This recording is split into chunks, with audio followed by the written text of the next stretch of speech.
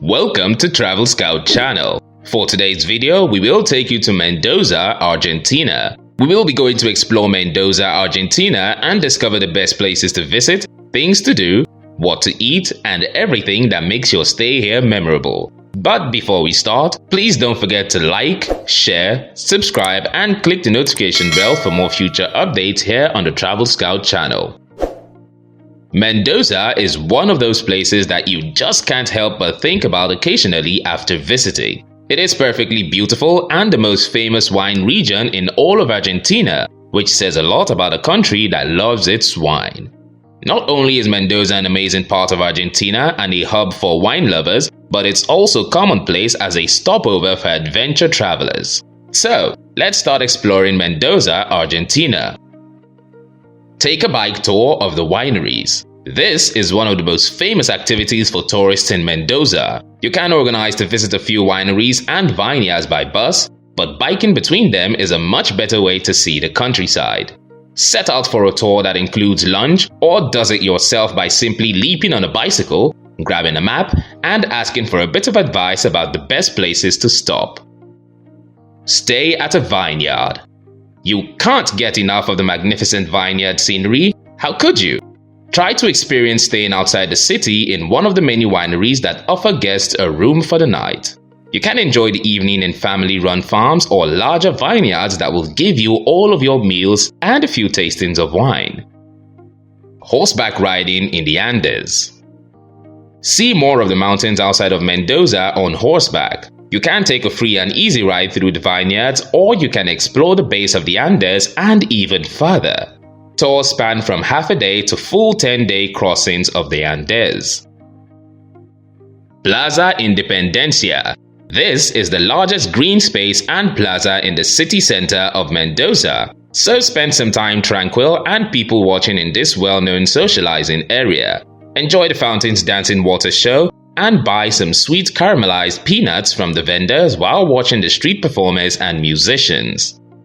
Peatonal Sarmiento. Just next to the Plaza Independencia, you'll find the vigorous pedestrian street, Sarmiento. It's full of shops, cafes, and restaurants, many of them with outdoor tables and chairs. You can also find banks, pharmacies, and salons here if you need them. The street is filled with trees and flowers, plus the occasional street performer, so it's nice for an alfresco coffee, beer, or a glass of wine. Parque Provincial. If you are fit and the weather is cooperating, you can go and experience hiking in the Andes part of South America's tallest mountain, Aconcagua. It is the highest peak in the Western Hemisphere. Even on a day hike to the first base camp, Confluencia, you will surely have to witness its great views. Museo del Área Fundacional. This small museum is magnificent if you're looking to understand the beginnings of the city. Visitors can see the hollowed-out ruins of the former Cabildo or Town Council of Mendoza, which was destroyed by an earthquake in 1861. After that, the town was transferred to the southwest, its current location, and the museum shows the development of Mendoza from settlement onwards through a series of murals.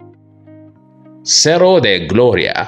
You could get a ride, but walking to the top of the Hill of Glory makes the experience more unforgettable, where you'll find a monument commemorating General San Martin and the Army of the Andes. He's the man on horseback and head of the Argentine War of Independence that you'll see all over the country.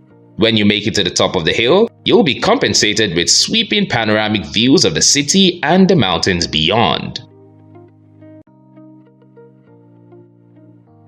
Reserva Natural Villavicencio.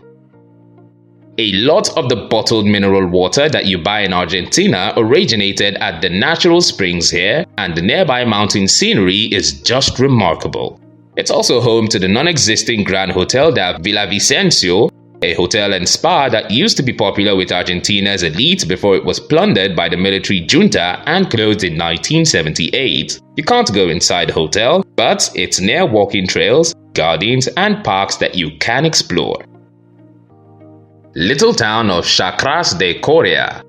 This little village is a bit of an oddity. Formerly a quiet small town in a valley on the outskirts of Mendoza, It's developed into a chic center for gastronomy, shopping, and nightlife, but it still manages to retain its sweet charm. There's a weekly market on Sunday that's great for winding, where you'll find everything from antiques and jewelry to wood carvings and handmade toys. Chacras de Coria is also another ideal gateway for exploring more bodegas and vineyards. Museo Nacional del Vino. Discover the story behind a Swiss and Italian immigrant who came to the Maipú village in the late 1890s to start the first winery in the region. The museum is housed in their intricate mansion, which was designed by an Italian architect and built out of materials exported from Europe. Guests can see some of the first tools, wine bottles, and labels used in the venture to begin the wine industry here. Lake Potrerillos. Great for a day trip or short escape from the city just west of Mendoza. The area around this artificial lake has progressed to include a few hotels, resorts, and sports clubs. There are also facilities where you can book outdoor adventure activities to try, such as mountain biking, guided treks, horseback riding, and rafting. Museo de Bellas Artes, Casa de Fada. Situated outside the city in Luan de Cuyo, the alluring grounds were rehabilitated by an aristocratic couple who hired the famous Fernando Fada to paint murals around their summer home. They donated the mansion to the government as a fine arts museum that opened in 1951, and it holds works of art by several Argentine and European artists.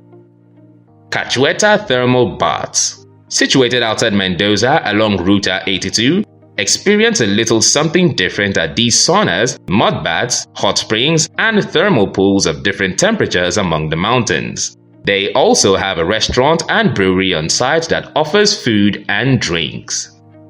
Puente del Inca. Head out into the Andes to witness this amazing natural bridge. It's a dazzling gold-streaked span of rock that crosses the Vacas River at 8,924 feet above sea level. Charles Darwin has a stopover here and sketched the curious arc that was believably used by the Incas to reach the healing hot springs nearby.